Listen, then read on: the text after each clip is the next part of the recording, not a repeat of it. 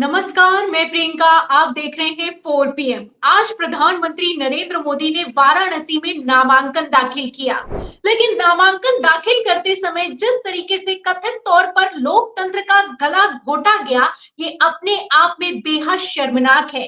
14 मई यानी कि आज के दिन वाराणसी में नामांकन दाखिल करने की आखिरी तारीख है।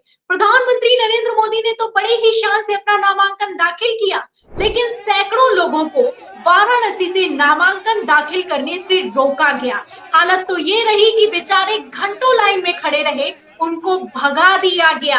और ये सब तब हुआ जब प्रधानमंत्री नरेंद्र मोदी खुद वाराणसी में मौजूद थे। यानी कि वाराणसी में प्रधानमंत्री नरेंद्र मोदी के सामने ये सब कुछ चल रहा था, लेकिन किसी ने किसी तरह का कोई जवाब ना देना जरूरी समझा और ना ही किसी ने किसी तरह का कोई एक्शन लिया। अब वाराणसी में नामांकन की आखिरी तारीख भी निकल चुकी है, समय भी निकल चुका है। अब ऐसे में सवाल खड़ा होता है कि आखिर पुलिस प्रशासन से लेकर चुनाव आयोग ने दूसरे लोगों को नामांकन वाराणसी से क्यों नहीं दाखिल करने दिया? आखिर क्यों प्रधानमंत्री नरेंद्र मोदी के खिलाफ चुनाव लड़ने से लोगों को रोका गया? क्या चल रहा है, क्यों चल रहा है और कैसे चल रहा है? इन सभी सवालों के जवाब लेंगे और जवाब देने के लिए हमारे साथ मौजूद हैं अखिल भारत हिंदू महासभा के राष्ट्रीय महासचिव देवेंद्र पांडे जी।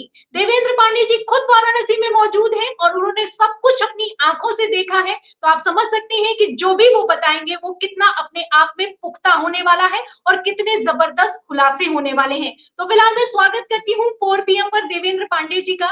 नमस्कार सर। जय हिंद, जय हिंदू राष्ट्र। आज सर नामांकन दाखिल हो ही गया आखिरकार, लेकिन मोदी जी का तो नामांकन दाखिल हो गया, उन लोगों का क्या होगा जो प्रधानमंत्री नरेंद्र मोदी के खिलाफ चुनाव लड़ना चाहते थे? क्या चल रहा है सर वाराणसी में? हम लोगों ने बचपन से सुना था, संतों की वाणी में सुना, ग्रंथों में पढ़ा कि वाराणसी जो है धर्म ज्ञान और मोक्ष की नगरी है। लेकिन यहाँ आने के बाद चला कि वाराणसी में धर्म ज्ञान और मोक्ष जो तीन शब्द जुड़े हुए थे वो गजनी, बाबर और ओसामा बिन लादेन में बदल गए हैं। ये शब्द यहाँ का जो वातावरण है दहशतपूर्ण है, डरपूर्ण है। यहाँ कहीं भी निश्चलता दूर दूर तक देखने के लिए नहीं मिल रही है। सुबह 6 बजे लोग लाइन में लग जाते थे, सुबह 6 बजे, जबकि 11 बजे निर्वाचन कार्यालय खुलता था। और 6 बजे लगने के बाद पूरा दिन लोग डटे रहते थे। शाम को 7 बजे, 8 बजे, 9 बजे रात तक लोग बैठे रहते थे। फार्म तो दूर की बात है प्रियंका जी, फार्म तो कोई व्यक्ति तब भरेगा जब उसे फार्म मिलेगा। फार्म भरने के पहले जो चालान बनवाने के लिए फार्म मिलता है निःशुल्क, वो लोगों को नहीं दिया गया। 6 तारीख से लेकर 14 तारीख तक लोगों ने संघर्ष किया और लोगों को लाठीचार्ज भी किया गया। हमारे कार्यकर्ताओं को भी बंद कर दिया गया। 10 तारीख को हमें पूरा दिन नजर कैद रखा गया। उस पे एक बैरिकेड्स बनाया था इन लोगों ने पूरा तार वार लगा के। तो वाराणसी में तो गुंडा राज चल रहा है। प्रजातंत्र के नाम पर प्रजातंत्र को रौंदा जा रहा है और उसमें सबसे महत्वपूर्ण भूमिका यहाँ के अधिकारियों की है और निर्वाचन आयोग की है। आपको जानकर आश्चर्य होगा कि 10 तारीख को हमारा जिस कैंडिडेट को हम सपोर्ट कर रहे हैं उन्होंने प्रथम नामांकन भरा काशी का। अगर वो शायद पहले दिन नामांकन नहीं भरते तो आज के डेट में उनका नामांकन नहीं हो पाता। लेकिन उनके फार्म में एक त्रुटि निकालकर उनको नोटिस दिया गया और ये कहा गया कि 3:30 के पहले आप जाकर आकर इसका स्पष्टीकरण दें। और वो व्यक्ति 10 तारीख को सुबह से लेकर और रात 9 बजे तक संघर्ष करता रहा, उसे एंट्री नहीं दी गई, जबकि निर्वाचन आयोग का पत्र उसके पास था।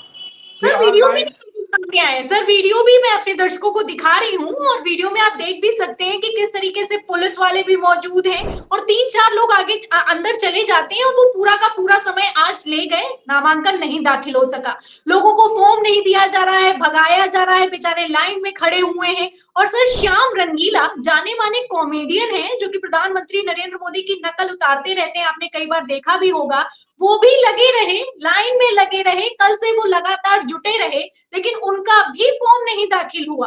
और उन्होंने तो यहाँ तक कह भी दिया है कि लोकतंत्र का गला घुटते अपनी आंखों से देखा है, मैं नेता नहीं कॉमेडियन हूँ। फिर भी नामांकन दाखिल करने के लिए निकला, सोचा जो होगा देखा जाएगा। लेकिन ये जो हो रहा है ना तो सोचा था ना देखा जा रहा है।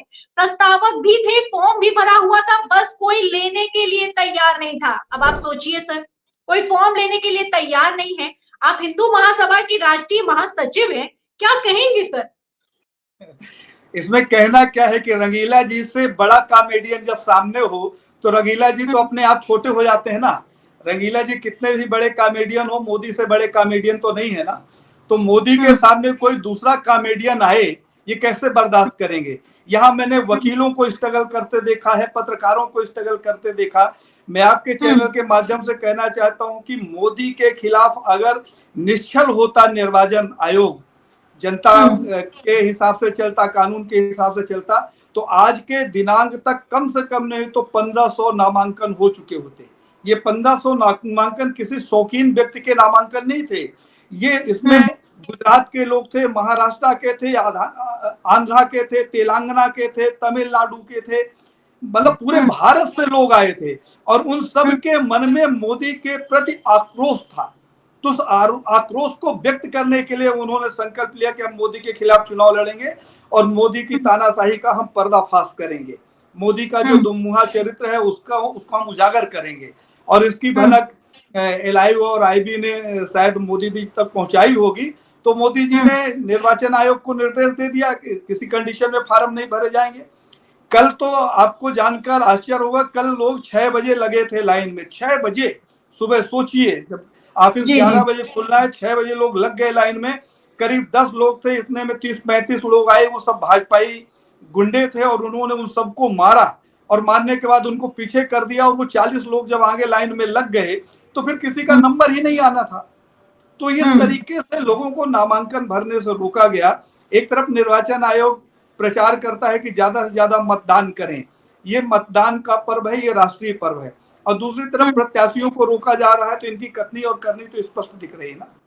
तो सर, सोचने वाली बात है, ये आखिर रोका क्यों जा रहा है? क्यों नहीं फॉर्म भरने दिया जा रहा है? अब ऐसा तो है नहीं, ये तो मानने लायक बात भी नहीं कि वाराणसी से प्रधानमंत्री नरेंद्र मोदी हारने वाले हैं, उनको हार का डर सता रहा है। तो क्या वजह रही है इसके पीछे कि फॉर्म भरने से लोगों को रोका जा रहा है? अगर पहले दिन कोई चाय बेचने वाला जीत कर मुख्यमंत्री बन सकता है तो अपने अत्याचार के कारण वो वाराणसी से हार क्यों नहीं सकता। वाराणसी धर्म की नगरी है, यहाँ अत्याचार लोग देख रहे हैं। मैंने अपनी आंखों से बस्तियों के भीतर जानवरों के कटे हुए जो बेचते हैं जो, तो उनकी अतड़ियों को रोड के किनारे पड़ा हुआ देखा है। रेलवे स्टेशन का आप भ्रमण करिए, भारत में जितनी गंदगी वाराणसी के रेलवे स्टेशन में शायद कहीं देखने को मिले। गंगा की आज स्थिति ये हो गई है, गंगा पुत्र बन के आए थे, गंगा की स्थिति ये हो गई है कि अच्छे से बड़ा भक्त जिसकी गंगा पे आस्था है उसे डुबकी लगाने में तकलीफ होती है, इतना वहां गंदगी भर गई है गंगा में। तो ये जो लोग फार्म भरना चाहते थे, जो चुनाव लड़ना चाहते थे, मैं तो ये मानता हूँ ये सब राष्ट्रभक्त लोग थे। ये अत्याचार के खिलाफ आवाज उठाना चाहते थे, राष्ट्र को सत्यता बताना चाहते थे, इसलिए मोदी साहब ने इनको रोका। अन्यथा मोदी साहब को क्या फर्क पड़ता है जब उनकी ईवीएम सेट है, सब कुछ सेट है, तो किसी को चुनाव लड़ने से रोक दिया जाए। ये तो मुझे लगता है कि जब ब्रिटिश थे भारत में तब भी यहाँ प्रजातांत्रिक चुनाव हुए थे और पहली अंतरिम गवर्नमेंट बनी थी। तो इस समय के जो हालात हैं वो यहाँ पर नहीं। अभी हम कुछ देर पहले देख रहे थे कि कई जगह डीएम जो बैठे हुए हैं चुनाव अधिकारी, वो कह देते हैं कि तुम्हारा वोट पड़ गया, वापस चले जाओ। तो ये तो चारों तरफ मचा हुआ है, ये तो आतंक का राज है। बनारस के लोग तो अब कहने लगे हैं कि बाबर और गजनी ने जितने मंदिर इस राष्ट्र में नहीं तोड़े थे, तो मोदी साहब के कार्यकाल में वाराणसी जैसे एक छोटे से शहर की बात कर रहा हूँ, डिस्ट्रिक्ट की नहीं, वाराणसी शहर नगर के अंदर विश्वनाथ जी के मंदिर के प्रांगण से लगे हुए 160 मंदिर तोड़ दिए गए।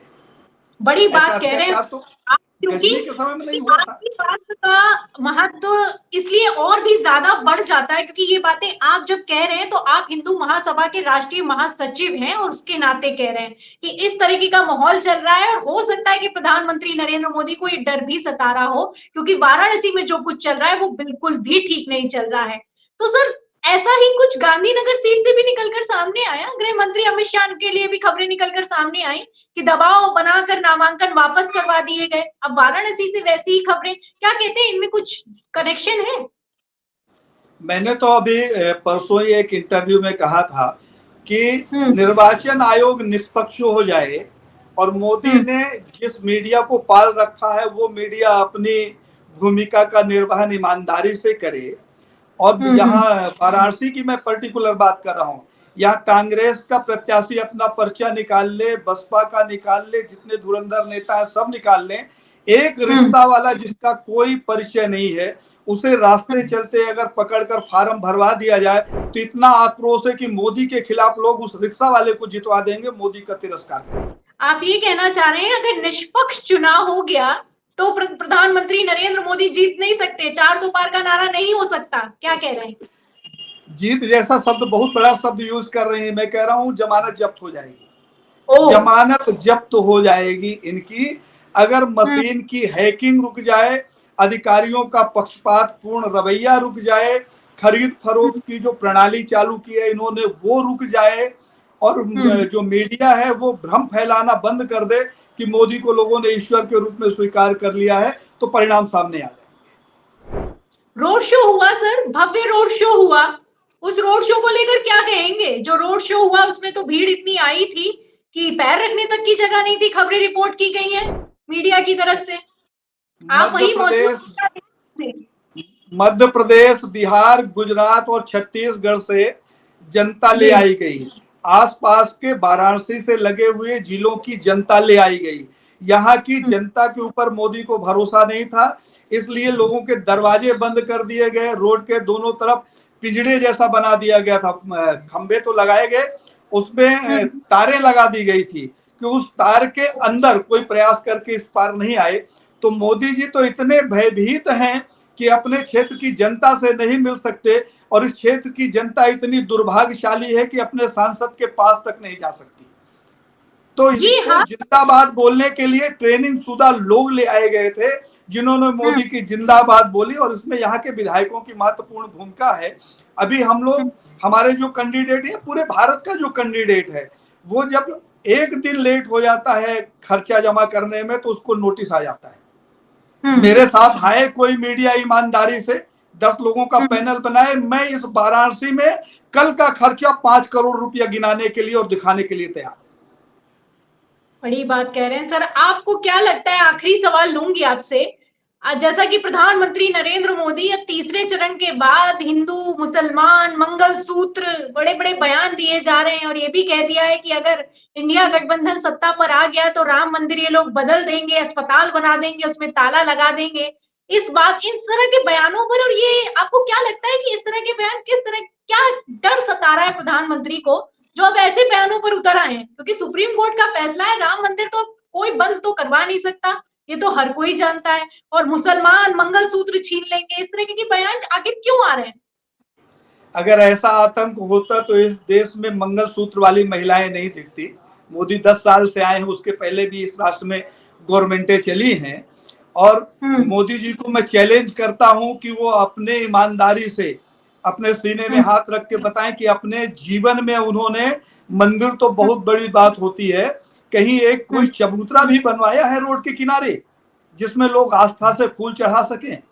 ये चंदाखोर, चंदा चोर लोग हैं जिन्होंने हमेशा समाज में भ्रम पैदा किया, देश की जनता को डराकर उसके वोट को लूटने का यत्न किया। वो वाराणसी में भी ये कर रहे हैं। ये मां तो हंता लोग हैं जो मां की हत्या करके वोट इकट्ठा करते हैं। ये धर्म की क्या बात करेंगे? सनातन में गाय को मां का दर्जा मिला हुआ है, और जो गाय को काट कर गाय को काटने और मारने वाली कंपनियों से चंदा लेते हो, ये लोग धर्म की बात करें, अच्छा नहीं लगता। इन्हें धर्म की बात नहीं करना चाहिए। ये धार्मिक लोग नहीं है, ये वोट के आतंकवादी लोग हैं, आतंक फैलाकर प्रजातंत्र को लूटने वाले लुटेरे हैं। चुनाव के समय में इस तरीके का वातावरण बनाते हैं, और मुझे लगता है देश की जनता को इन लुटेरों से सावधान रहने की जरूरत है। वास्तविकता ये है, अगर प्रजातंत्र को बचाना है, धर्म को बचाना है, संतों को बचाना है, गौ गंगा को बचाना है, तो इन बहुरूपियों से सावधान अगर हो गई देश की जनता तो ये सब कुछ बच जाएगा, अन्यथा ये सब कुछ लौट लेंगे, कुछ भी नहीं बचेगा इस राष्ट्र में। सोचने वाली बात है, आपने महत्वपूर्ण सवाल खड़े किए हैं। बहुत बहुत शुक्रिया सर, जो आपने वाराणसी में मौजूद होते हुए वहां की खबरें बताई कि किस तरीके से वहां का माहौल है और कैसे लोगों को रोका जा रहा है, तो बहुत बहुत शुक्रिया। ये थे हमारे साथ में हिंदू के राष्ट्रीय महासचिव देवेंद्र पांडे जी, वाराणसी में मौजूद है। वाराणसी में प्रधानमंत्री नरेंद्र मोदी ने आज नामांकन किया, और नामांकन के दौरान क्या कुछ हुआ आप तस्वीरें और खबरें देख सकते हैं। हालत तो ये हो चुकी है कि लोगों को नामांकन दाखिल करने से रोका गया और देवेंद्र पांडे जी दावा ये कर रहे हैं कि अगर लोग नामांकन दाखिल कर दें और निष्पक्ष चुनाव हो जाए तो प्रधानमंत्री नरेंद्र मोदी की जमानत तक जब्त हो सकती है। इस पूरी चर्चा पर, इस पूरी खबर पर आप क्या सोचते हैं, आपकी क्या राय है, हमें कमेंट बॉक्स में जरूर लिखें। वीडियो को ज्यादा से ज्यादा शेयर करें, सब्सक्राइब बटन दबाएं, हमारे चैनल को लाइक करें, ज्वाइन करें। फिर मिलते हैं अगली खबर के साथ, तब तक के लिए धन्यवाद।